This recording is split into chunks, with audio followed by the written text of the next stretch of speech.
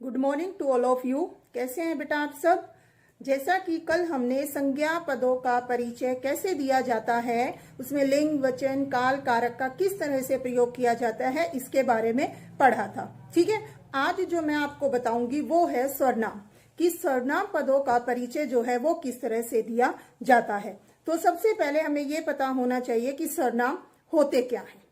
ठीक है, तो जैसे कि परिभाषा के उसमें ले तो हम क्या कहेंगे कि संज्ञा के स्थान पर प्रयुक्त होने वाले शब्दों को हम सर्वनाम कहते हैं। ठीक है, तो जैसे इसके लिए क्या आएंगे, मैं, तुम, हम, आप। ठीक है, जिसका, जिसकी, ये जो शब्द हैं ये किस रूप में प्रयोग होते हैं, सर्वनाम के रूप में प्रयोग होते हैं। ठीक है, तो अब आगे जो है हम सर्वनाम के भेदों का एक एक करके उसके बारे में जानेंगे। तो सबसे पहले जो आता है वो है पुरुषवाचक सर्वनाम। ठीक है, 6 भेद होते हैं पुरुषवाचक सर्वनाम। ठीक है, निश्चयवाचक सर्वनाम, अनिश्चयवाचक सर्वनाम, संबंधवाचक सर्वनाम, प्रश्नवाचक सर्वनाम और निजवाचक सर्वनाम। तो इनके बारे में एक एक करके अब हम जानेंगे। तो सबसे पहले आता है पुरुषवाचक सर्वनाम, यानी कि जो बोलने वाला है वो किसके बारे में हमें बता रहा है, बोलने वाला। इनमें 3 चीजें होती है मुख्य रूप से, एक बोलने वाला, एक सुनने वाला और एक तीसरा जिसको हम अन्य बोलते हैं, मतलब जिसके बारे में ये दोनों बातें कर रहे हैं। ठीक है, तो जैसे मैं, हम, इनसे जो शब्द बनेंगे वो उत्तम पुरुषवाचक सर्वनाम में आ गए। तू, तुम, आप, इनसे जो बनेंगे वो किस में आ गए, मध्यम पुरुषवाचक में आ गए। वे जो है, ये किस में आएंगे, अन्य पुरुषवाचक सर्वनाम में। जैसे अगर पद परिचय देना हो उत्तम पुरुषवाचक सर्वनाम का, तो हम कैसे देंगे, मैं घर जा रहा हूं, इसमें मैं का पद परिचय दीजिए। तो मैं क्या है, उत्तम पुरुषवाचक सर्वनाम। जा रहा हूं, इसके अनुसार इसके लिंग और वचन जो है वो बनेंगे। पुल्लिंग हो गया, एक वचन हो गया, और क्रिया का करने वाला है तो कर्ता कारक हो गया, और साथ में जा रहा हूं क्रिया का कर्ता। तो ये है, इस तरह से हमें प्रथम का भी, मध्यम का भी और अन्य का भी, इनका जो है वो एग्जाम्पल्स, उदाहरण देने हैं, और इसी तरह से उनका पद परिचय आएगा। दूसरा है हमारा निश्चयवाचक सर्वनाम।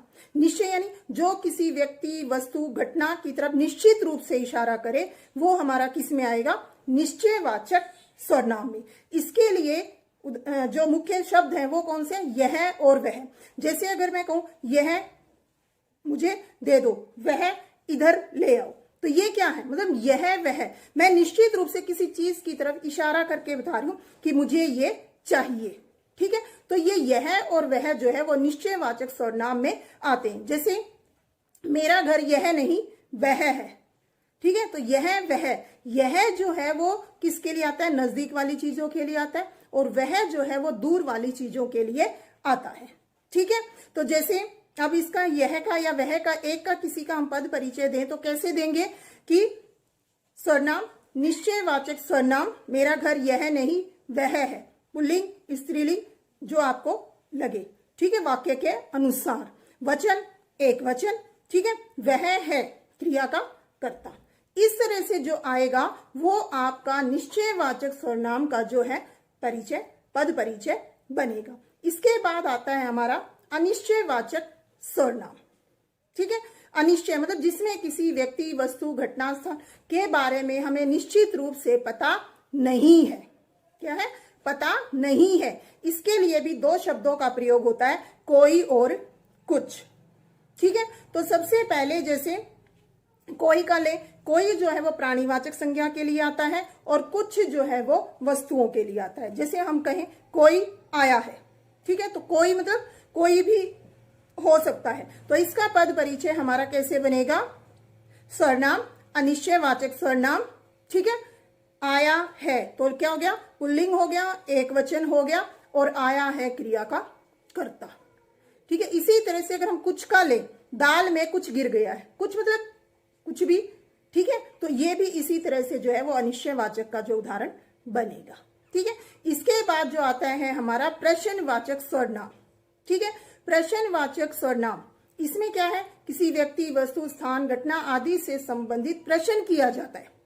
ठीक है, वह कहाँ है, वह क्या कर रहा है, वह कहाँ जा रहा है, इन पदों का परिचय देना, वो किसके अंतर्गत आएगा? हमारा प्रश्नवाचक सर्वनाम के अंतर्गत। ठीक है, वह क्या कर रहा है, अगर इसी को ले हम उदाहरण के रूप में, तो क्या का पद परिचय क्या बनेगा? आपका सर्वनाम। ठीक है, प्रश्नवाचक सर्वनाम।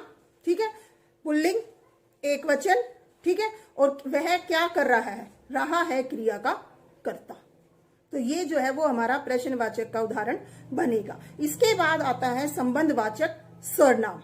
ठीक है, संबंध यानी कि वाक्य में प्रयोग हुई पहली संज्ञा या सर्वनाम का दूसरी संज्ञा पदों से संबंध बताना जो है वो संबंधवाचक सर्वनाम कहलाता है। इसमें मुख्य रूप से जो है कहावतें जैसे हम बोलते हैं वो भी आती हैं, जैसे जैसी करनी वैसी भरनी, जिसकी लाठी उसकी बहन, वह लड़की आई है जो कल ट्यूशन पर गई थी। तो ये क्या? आपस में संबंध बताना।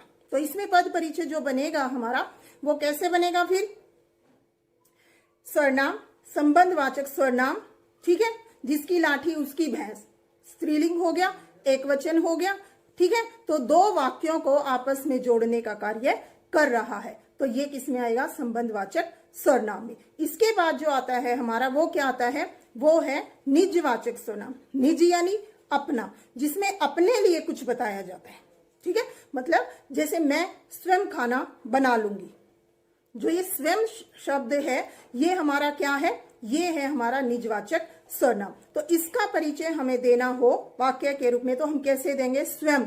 ठीक है, सर्वनाम, निजवाचक सर्वनाम, बना लूंगी, स्त्रीलिंग, एक वचन, और मैं जो करता है, ठीक है, उसके कार्य पर बल देने वाला। आ गया सबको समझ में? इस तरह से हमें ध्यान रखना है कि किसी भी सर्वनाम पद का परिचय देते समय हमें किन किन चीजों का ध्यान रखना जरूरी